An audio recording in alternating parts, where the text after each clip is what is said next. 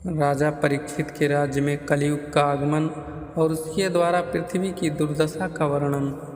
सूत जी बोले, हे ब्राह्मण, इस प्रकार जब पांडव हिमालय को चले गए तब परीक्षित उत्तम ब्राह्मणों की शिक्षा से पृथ्वी का पालन करने लगे।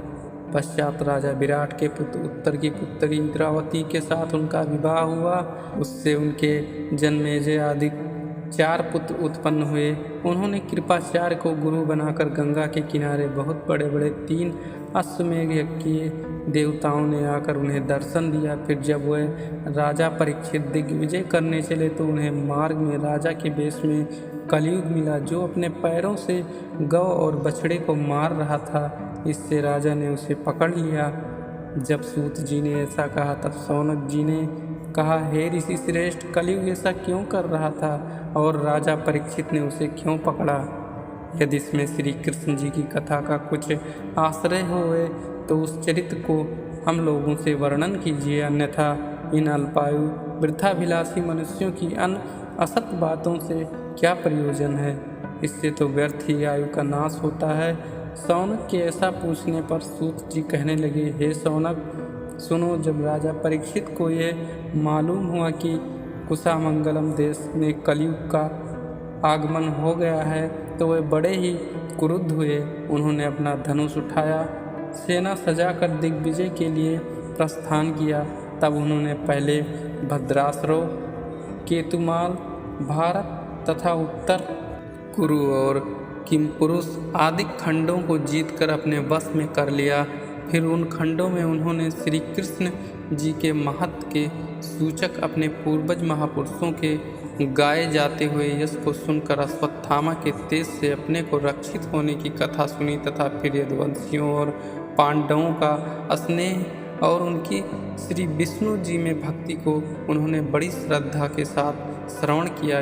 इस प्रकार आदि से अंत तक अपने पूर्वजों का पूरा इतिहास सुनकर उन्होंने श्री कृष्ण जी की भक्ति संबंधी कथाओं को भली भांति सुनकर मनन किया। फिर जब वह वहाँ से आगे चले तो उन्होंने क्या देखा कि बैल का शरीर धारण किए धर्म जा रहा है और उसके आँखों से आंसू की धारा बह रही है।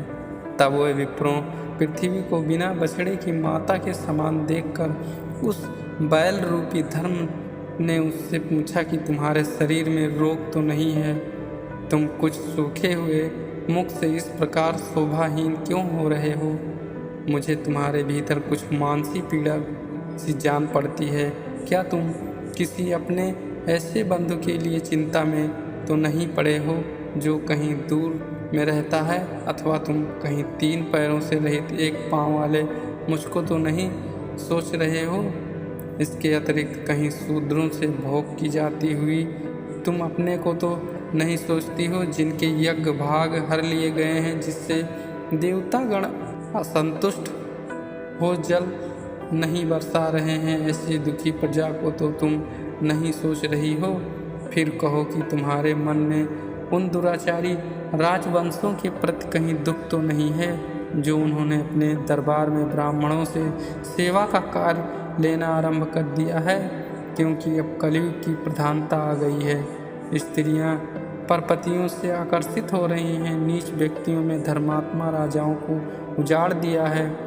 लोग इधर उधर भोजन पान वसन स्नान तथा मैथुन में वर्तमान हो रहे हैं। जो श्री कृष्ण जी के पृथ्वी पर रहकर तुम्हारे भार को हल्का करते थे वह अंतर ध्यान हो गए हैं। क्या इन सब उत्पातों को देखकर ही तुम दुखित तो नहीं हो गई हो?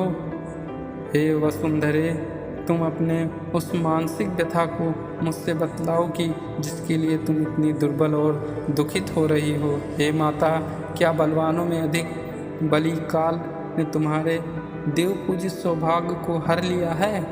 तब धर्म के इस प्रकार पूछने पर पृथ्वी ने कहा, हे धर्म, तुम मुझसे क्या पूछते हो?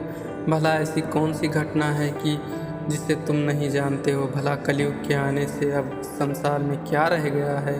अब सत्य, शुद्धता, दया, सरलता, क्षमा, दान, मन की निर्मलता, नेत्रों की स्थिरता, तपस्या और आचार आदि का अभाव, दूसरों के अपराधों को सहन करने की शक्ति, लाभ में भी हर्षित न होना, शास्त्र चिंतन तथा ज्ञान, वैराग, ऐश्वर्य, शूरता, तेज बल स्मरण स्वाधीनता कार्य कुशलता सौंदर्य धैर्य हृदय की कोमलता नम्रता उत्तम स्वभाव मन ज्ञान इंद्रियों तथा कामेंद्रियों की बुद्धिमता भोग सामग्रियों की प्राप्ति गंभीरता अचंचलता श्रद्धा यश मान और निरअहंकारी भाव तथा और भी बड़े बड़े गुण की जिनकी लोक में प्रशंसा है, ये सब अब कहीं भी दिखलाई नहीं पड़ते हैं।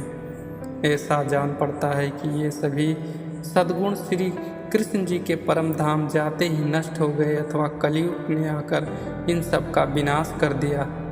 अन्यथा जिस लक्ष्मी के दृष्टिपात के लिए ही भगवान के भक्त ब्रह्मादिक देवताओं ने बहुत दिनों तक तप किया और जिससे प्रेरित होकर वह अपने वास स्थान कमल वन को त्याग जिन विष्णु जी के चरणों की सुंदरता में आकर बस गई, उन भगवान के कमल वज्र अंकुश और ध्वजा से चिन्हित शोभा संयुक्त चरणों से शोभायमान अंगों वाली मैं उनसे ऐश्वर्य पाकर तीनों लोकों से भी अधिक शोभायमान हुई। परंतु जब उस ऐश्वर्य के नाश होने का समय आया तब उन्होंने मुझे गर्व करने वाले को यूं ही त्याग दिया। भला जो श्री कृष्ण जी सदा अपने वश में रहते हैं, जिन्होंने मेरा भार हरण करने के लिए कितनी ही अक्षौहिणी सेनाओं का संहार कर दिया, कितने ही अतताई और पापियों को मार मार कर मुझ पर से होने वाले पाप को उठा दिया, जो अमित पराक्रमी और यदुकुल में बड़े ही सुंदर थे, जिन्होंने अपनी प्रेम दृष्टि और सुंदर मुस्कान मात्र से सत्यभामा आदि स्त्रियों के गर्भ और उनके धैर्य को हर लिया था, जिनके मनोहारी वचनों में बिजली की सी शक्ति विद्यमान थी, उनका स्मरण करते ही मुझे रोमांच हो रहा है।